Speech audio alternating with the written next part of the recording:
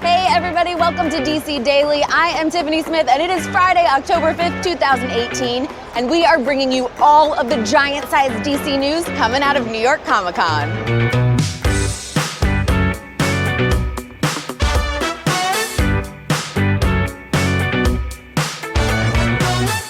The DC booth is the mecca of the convention, and this year's main attraction is the Aquaman costume display. Arthur's gladiator getup is built for an epic battle in the ocean depths, while Mira's hydrodynamic suit is ideal for speeding through the 7 seas. Plus, Black Manta's ominous armor gives Aquaman a run for his money for the coolest costume. You can see the costumes in action as well in new footage just released by Warner Brothers.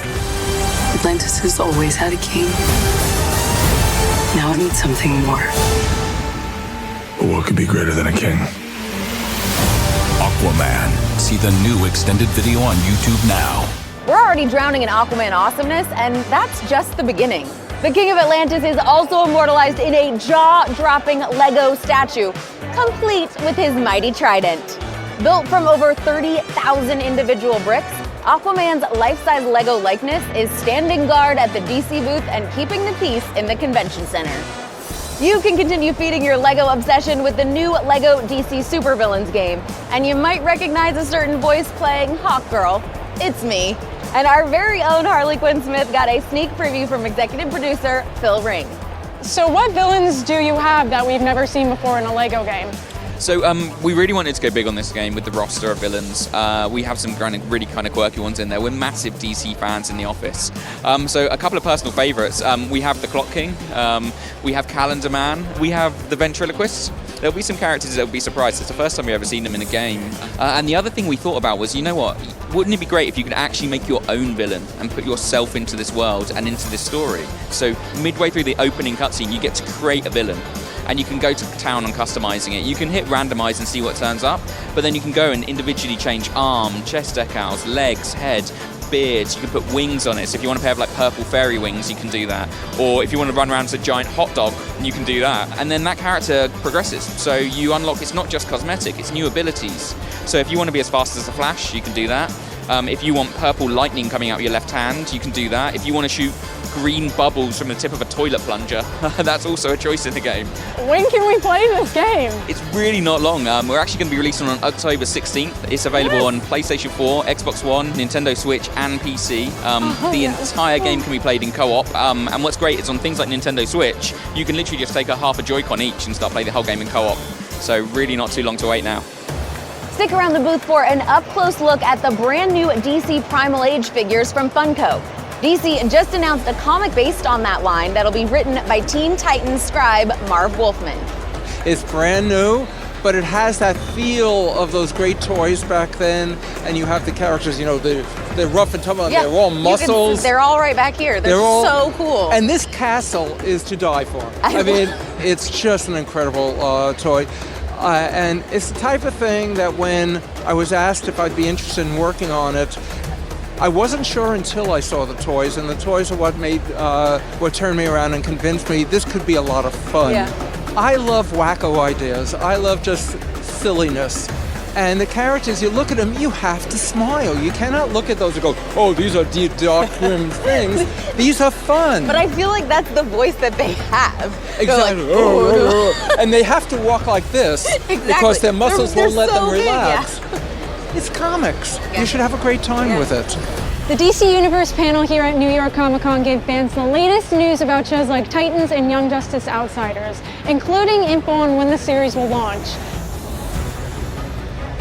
So if you're a DC Universe member, don't forget to stop by the DC booth at New York Comic-Con and pick up your exclusive gift bag. Okay, here's the gift bag. We got a Robin pin, very cute. Next we have an Aquaman comic, a reprinting of the #1 edition from the New 52. And we have a very shiny edition of Titans with a young Brenton Thwaites on the cover. Very handsome, very shiny. And then finally, my favorite, Shazam. Who doesn't love Shazam? Very excited to see the movie. But that's not all. Jeff Johns showed off a brand new Titans clip at his panel today, and we've got an exclusive look. Check it out.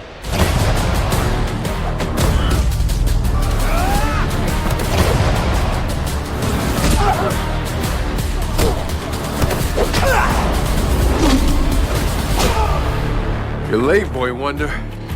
Here. You know he always likes to make a dramatic entrance. Night out with the bad kids. Something like that.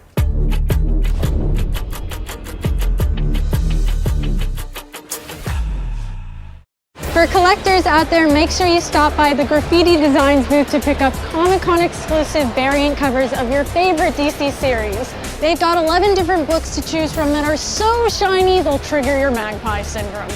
As usual, the biggest names at DC are on hand all weekend long for fan signings at the booth, including the man behind the Man of Steel, Brian Michael Bendis. This is harkening back to a day in Action Comics that people haven't seen in a long time, where Clark and Lois are like in the Daily Planet, like figuring stuff out. And there's so much mystery around each character.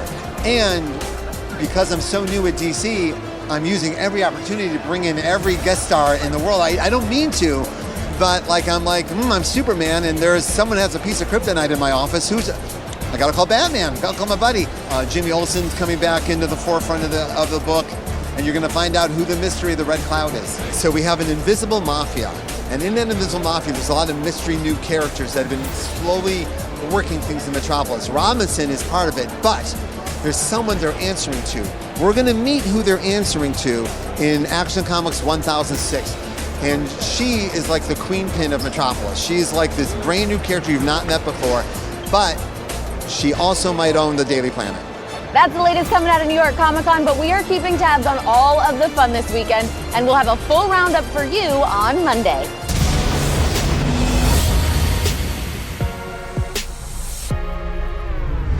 Hey over there! Hey! Thank you, Tiffany, and welcome everyone to the DC Daily Studio. Woohoo! I'm Clark Wolf, and I'm joined here by the rest of the DC Daily cast. And guys, it has already been a crazy New York Comic Con. So let's break down the biggest announcements from the con.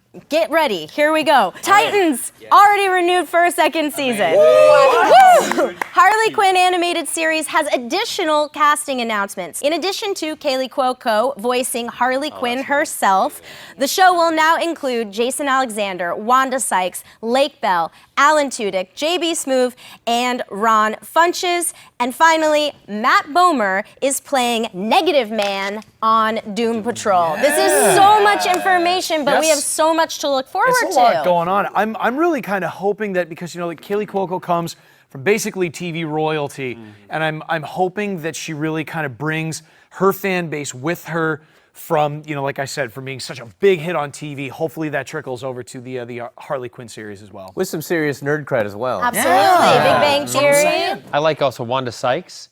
Wanda Sykes is a great comedian, and hopefully will bring some of that humor to it.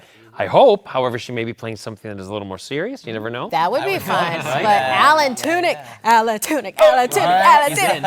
We have it. And in joining Wanda and Alan, there's like so many great comedians on this cast too. Ron Funches, I love. I'm a huge fan of. And JB Smoove. JB Smoove. I mean, come on. It's we need to get a Larry David cameo in there. So, Sam, what are your thoughts on Matt Bomer joining Doom Patrol as Negative Man? I'm a huge Matt Bomer fan, by the way. Same here. I love him. Huge fan. Love his work on American Horror Story.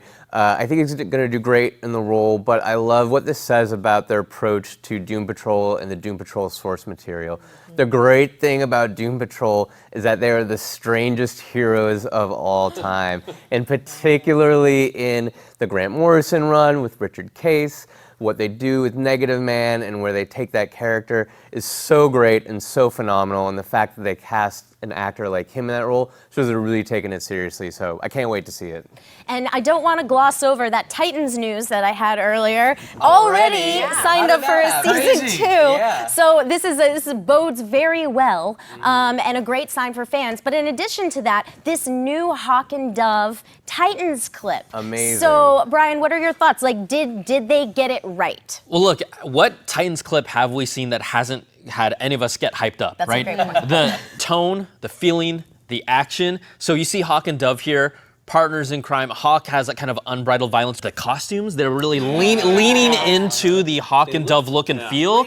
I mean, that clip, I was like, Give it to me. Season 2 coming back already. I'm hyped. I'm hyped. I'm calling it right now. I'm seeing a little flirtation between Robin and Dove already. With that look, you're talking about that look, right? I'm just making predictions. I don't know. I'm just making. So then, would that mean Starfire and Robin? There's gonna be like a lovers triangle. Yeah. You got Starfire, you got I think Robin. Robin and Starfire belong together, but who doesn't love to see a really heated love triangle, right? But let's get to the action first. You know what I mean? Come on. We certainly, yes. Well, there's a lot to speculate on, but it hasn't just been TV news this week. So we have had some amazing comics come out this week. And John, I want to start with you about Nightwing 50. Speaking of Robin, from the small screen to the page. Legitimately, one of the best comic books that I've read recently. Yeah. You're right there with Dick Grayson as he's kind of trying to figure out who he is, what his past is. Does he want to remember his past? Does he want to leave that behind? Literally, does he want to burn it to the ground and start over?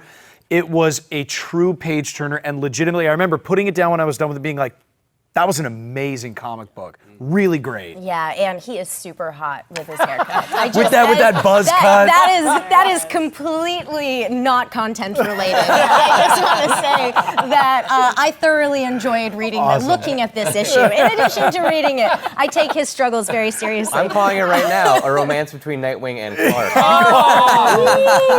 Write her in. DC. I'm not mad at it, and I'm very available. Okay, let's move on to Deathstroke number 36. Sam. Yeah. What are you thinking? I love Christopher Priest. He's one of our great superhero writers. Yes. He always delivers big, and especially he has done so well on this Deathstroke book. He did the Deathstroke versus Batman storyline, which was so strong, and is following it up with Deathstroke and Arkham Asylum. And I love this concept. Arkham Asylum, as we all know, is stocked to the rafters with crazy Batman villains, and you throw Deathstroke in there, he's not quite sure where his head is at. He doesn't know what's real and what isn't, but I don't know who's in more trouble, either Deathstroke or Arkham Asylum. Yeah. He may bring that whole thing to the ground. Yeah, it was a lot of fun. And you know me, I always like the scary stuff. So I was on board for playing with all the villains inside Arkham. And speaking of scary stuff, our final book this week is Wonder Woman and Justice League Dark Witching Hour. And I gotta tell you guys, this was my jam. Witches and Wonder Woman. Markia, are you with me? I love this so much. I can see Hecate grabbing a hold of Princess Diana when she was younger, and then like burning a mark in her and be like, and my power will sleep in you, child, until I want it to burst out. And then you have like this white-haired fury that comes out. And of course she wouldn't just do that to Diana. Of course she's gonna, grab a hold of witch fire and burn this coven to the ground. I could even, and then all right, this is a little thing. But I really enjoyed this. The interplay between Zatanna and Detective Chimp. Bobo. Holy, I love that little drunken monkey. Yeah. Oh my God. It was great. I can't wait for that. James Tynion has done so good on Justice League Dark already. Yes. He has such a great love for these characters, whether it's Wonder Woman, who's a massive icon, or somebody like Detective Chimp, who's a little more obscure. He makes them all feel very real together. They all fit together so nicely too. Like it all felt very authentic. John B, final thoughts? Well, no. I just thought it was a great whole piece, and exactly the same thing I will reiterate. And Swamp Thing. Swamp Thing. And it's like saying, I can't remember the exact line, but he's saying, "Can I take a sample of your husk?" Of your husk. He's like, "Yeah, okay." Yeah, what an odd combination of people. That's exactly it. Yes. An odd combination of people that everybody can, again, go into that whole DC thing. Odd combination of people, and I don't mean that in a bad way, I mean that in a good way, that everybody can identify. There's something in there for everyone. And the fact, like you said, witches and Wonder Woman, just an awesome concept. I cannot wait to continue this series. But until then, that does it for us here at DC Daily. Thanks for watching. Enjoy the rest of New York Comic Con, and we will see you on Monday. Bye, everyone. Bye, everyone. Exactly the same. We're doing the exact same. Now we're saying